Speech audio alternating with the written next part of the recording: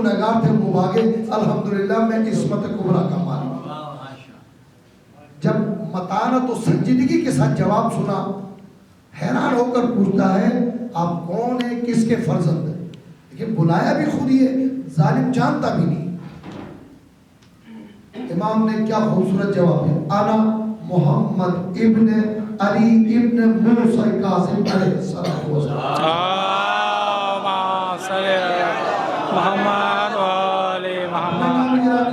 वालिद बुजुर्गवार इमाम रजा का और जद्द बुजुर्गवार इमाम मूसा कासिम का सबका नाम लिया। समझ गए? मुझे नहीं मालूम इस जुमले में उस जालिम ने तंज किया है या तारीफ की है। कहा क्यों नहीं, इस घराने के अफराद ही ऐसे जरीब होते। इसमें तारीफ भी है। हो सकता जालिम ने इशारतन ये बात भी। रवाना हुआ, बादशाहों का तरीका शिकार के लिए गया। बाज को छोटा कोई शिकारी नहीं मिली, एक छोटा सा मखलूक, छोटा सा मछली नुमा चीज तारीख ने लिखा है। बाज अपने चोंच में लेकर आता है, शिकार से मायूस होकर हाथ में उस मखलूक को लेकर उसी रास्ते से गुजरता। बच्चे भागे, इमाम अपनी जगह खड़े। आपका मशहूर एक लक़ब है इब्नुर रज़ा, अरबी में इसे कुनियत कहते हैं। ए रज़ा के फर्जंद, मेरी मुट्ठी में क्या है? इमाम के इल्म का मौजज़ा सुनिए। आपने क्या पढ़ा? परवरदिगार ने मखलूक़ात पैदा की, शान खुदावंदी है, समंदर की मखलूक हवाओं में बुलंद हो गए।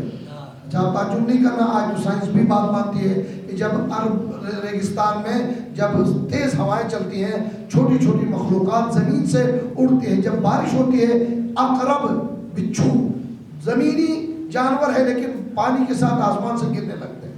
ये खुदा की शान है का आसमान में मखलूक है, मखलूक़ात हैं। ज़माने का दुनियावी बादशाह अपने बाज के ज़रिए किसी मखलूक को पकड़कर हुज्जत खुदा का इम्तिहान लेना चाहता है। समझ गया? अब तंज नहीं, आप तारीफ है। कहा माशाअल्लाह, खुदा जिस घर में चाहे नबूवत और इमामत दे सकता है। इशारा किया कि आप वाक़ई इमाम मासूम। अब सियासी मामला बड़ा मुश्किल मसला है बादशाहों का, जालिम बादशाहों का। जब इनको सियासी मामला हल करना होता है तो सगे बाप को भी कत्ल कर दें। जब सियासी बात होती है तो ये बात तो पाकिस्तान में भी आसानी से समझी जा सकती है, फिर दुश्मन को बेटी भी दे देते हैं। उस सियासी जब खलिश को, एहतिजाज को ख़त्म करने के लिए इमाम को दरबार में बुलाया और ऐलान किया कि अपनी बेटी उम्मुल फजल से शादी करना चाहता। चापलूस अफराद थे। मुशावरीन ने कहा इस खौफ से कि कहीं बनी अब्बास से हुकूमत बदल कर बनी हाशिम के ख़ानदान में ना चली जाए। कहा इमाम अभी मासूम है, अभी छोटे हैं, इन्हें तालीम गाह में तरबियत दीजिए। जब ये तालीम याफ्ता होंगे तो फिर बादशाह सलामत जो चाहे अंजाम हो। तारीख़ में मामून के जुमले हैं तो जालिम के ज़बानी, लेकिन वल फज़्लु मा शहिदत बिहिल आदा। अरब का ये ज़रबुल मिसल वाक़या है कि असल तारीफ़ ये है कि जो दुश्मन की तरफ से भी तारीफ़ की जाए। दोस्त होता तो तारीफ़ करता ही।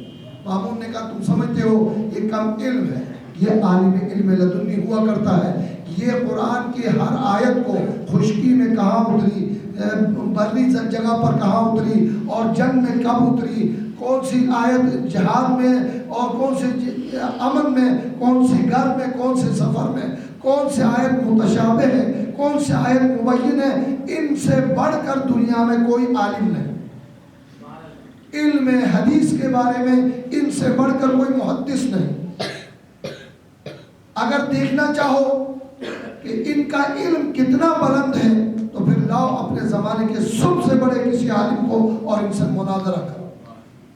हारून रशीद और मामून रशीद का ये तरीक़ा था, दो गुरोहों को मुनाज़रा मुकाबला करा के, ज़ाहिर है कोई जीतता कोई हारता, किसी को इनाम दे के किसी को सज़ा दे के वक्त गुजारता, जिसकी वजह से मामून और हारून दोनों लोगों में इल्म दोस्त मशहूर हो गए कि इल्मी मुनाज़रे कराया करते थे। इमाम मोहम्मद तक़ी अलैहिस्सलाम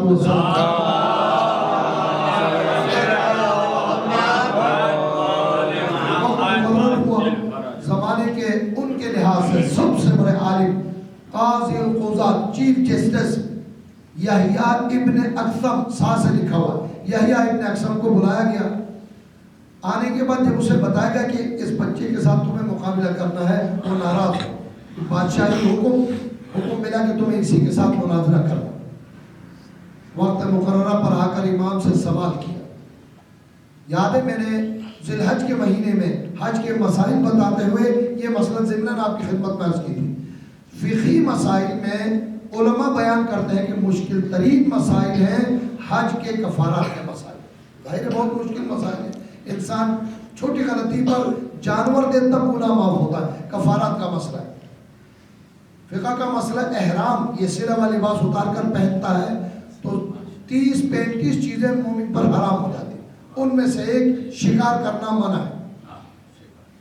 اب اگر غلطی ہو جائے کفارہ ہے۔ یحییٰ ابن اکثم نے اپنے طور پر سوچا کہ ایک معصوم بچہ ہے، اس سے مشکل ترین سوال کروں تاکہ وہ پریشان ہو جائے، جواب نہ دے سکے اور میرا علمی رعب لوگوں کے دلوں میں بیٹھ جائے۔ اپنے طور پر مشکل سوال سمجھ کر سوال کیا، فرزند رسول کسی احرام والے نے شخص نے احرام پہنا ہے اور احرام کے دوران شکار کی، اسے کیا کفارہ دینا چاہیے؟ میرے بزرگ جانتے ہیں امام نے ایک یحییٰ ابن اکثم کے سوال کا 22 پہلو بیان کیا، 11 دو کر کے بیان کیے ہیں۔ مجھے نہیں معلوم 11 پورے بیان کر سکوں، بعد میں ویڈیو دیکھ لینا 11 پورے ہو جائیں یا نہیں ہو جائیں، لیکن جتنا میں ایک طالب علم کی حیثیت سے عرض کر سکتا ہوں آپ کی خدمت میں عرض کروں گا۔ کہا آپ کا سوال محمل ہے، یعنی جواب دینے کے قابل نہیں، ایسا سوال کیا۔ یحییٰ حیران ہو گیا کہ میں نے کیا ایسی کوئی بات کی؟ کہا آپ نے کہا احرام پہنا، احرام دو طرح سے، احرام حج اور احرام عمرہ، دونوں کے احکامات الگ الگ ہے۔ احرام حج تھا یا احرام عمرہ آپ نے بیان نہیں کیا۔ آپ کا سوال اس لحاظ سے بھی محمل ہے کہ احرام پہننے والا مرد تھا کہ عورت، دونوں کا حکم الگ ہے۔ آپ نے یہ بھی بیان نہیں کیا غلام تھا یا آزاد، دونوں کا حکم الگ ہے۔ آپ نے یہ بیان نہیں کیا وہ گناہ کرنے والا، غلطی کرنے والا کہ آزاد تھا غلام، ان کی وہ مرد تھا کہ عورت، یا یہ کہ اس نے پہلی مرتبہ غلطی کی تھی یا اصرار کیا ہے۔ ظاہر ہے یہ پاکستانی صفت ہے کہ برائی کرنے کے بعد سینہ چوڑا کرتے کہ جاؤ میں اچھا کیا اور بھی ختم کروں گا، کیا کرو گے؟ اگر اپنے گناہ پر پشیمان ہو جائے اس کا حکم الگ ہے، اور نادم نہ ہو، ضد اور اکڑ جائے اس کا حکم الگ ہے۔ اس نے کہا، امام نے ارشاد فرمایا آپ نے یہ سوال بھی محمل انداز سے کیا ہے، بری جانور ہے بحری جانور ہے، چھوٹا جانور ہے بڑا جانور ہے، اس نے رات میں غلطی کی ہے کہ دن میں غلطی کی ہے، وہ شخص بالغ ہے کہ نابالغ ہے، سارے پہلو الگ ہے۔ گویا قرآن کی اصطلاح میں فَبُہِتَ الَّذِي كَفَرَ کب کہا ہے؟ دوبارہ یاد دلاؤں، حضرت ابراہیم کا واقعہ ہے۔ فَبُہِتَ الَّذِي كَفَرَ، ظالم مبہوت ہو کر رہ گیا۔ حضرت ابراہیم کو جب پیغام دینے پر یہ اللہ واحد ہے، اللہ کے سوا کسی کی عبادت نہیں کی جا سکتی، اس زمانے کے ظالم نے کہا یہ کام تو تمہارے خدا کو پہچان کے ہی مانا جا سکتا ہے، بتاؤ تمہارا خدا کیسا ہے؟ حضرت ابراہیم نے ارشاد فرمایا میرا خدا وہ ہے کہ یحیی و یمیت، موت دیتا ہے اور زندگی دیتا ہے۔ ظالم نے کہا یہ تو میں بھی کر سکتا، ایک بے خطا کو لا کے قتل کر دیا گویا موت دی، اور ایک مجرم کو جس کے لیے پھانسی اور قتل کا حکم تھا اسے آزاد کر کے کہا میں نے زندگی دی۔ حضرت ابراہیم نے ایک الہی دلیل دی، اگر ایسا ہے تو میرا رب سورج کو مشرق سے طلوع کراتا ہے، تو بھی خدا ہے تو ذرا مغرب سے طلوع۔ قرآن نے کہا فَبُہِتَ الَّذِي كَفَرَ، ظالم مبہوت ہو کر رہ گیا، اردو میں ترجمہ کرتے ہیں منفخ ہو کر رہ گیا، کوئی جواب نہ دے سکا۔ یہی حالت یحییٰ ابن اکثم کی۔ اب بات ابراہیم علیہ السلام کی آئی ہے تو آپ کی خدمت میں عرض کروں، مبادا قیامت تک ایسا نہ ہو کہ کوئی معجزتاً سورج کو مغرب سے طلوع کرائے تو لوگ اسے خدا نہ سمجھے۔ حضرت علی نے سورج کو مغرب سے طلوع کرنے کے بعد فوراً سجدہ کر کے بتایا کہ میں خدا کا بندہ ہوں، خدا نہیں۔ صلوات پڑھے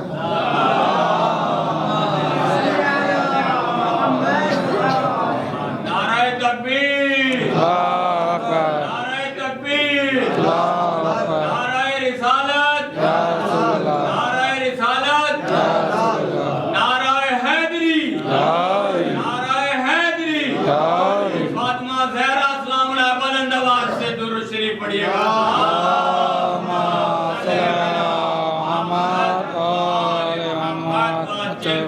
یہ سارے پہلو میرے سوال سے پیدا ہو سکتے ہیں۔ جب حیران ہو پریشان رہا، مامون نے حکم دیا فرزند رسول آپ جواب دیجیے۔ ابھی سوالات میں لوگ اتنے پریشان ہو گئے، 22 جوابات بھی مولوی صاحب دینے شروع کریں تو پھر حج کا کفارہ واجب ہو جائے گا۔ امام نے ایک ایک پہلو کا جواب دیا۔ تاریخ میں فقہی لحاظ سے امام کے دیے ہوئے جوابات سب تھے جو امام کی سیرت میں پڑھ کر اپنے علمی معیار کو بلند کیا جا سکتا۔ اب جواب ملا، جشن ہے نا، اپنی خفت مٹانے کے لیے اجازت مانگتا ہے فرزند رسول، اجازت ہو میں بھی کوئی سوال کرنا؟ نہیں، الٹا کہا میں نے آپ بھی سوال کریں کوئی۔ امام سے کہا آپ بھی سوال کریں۔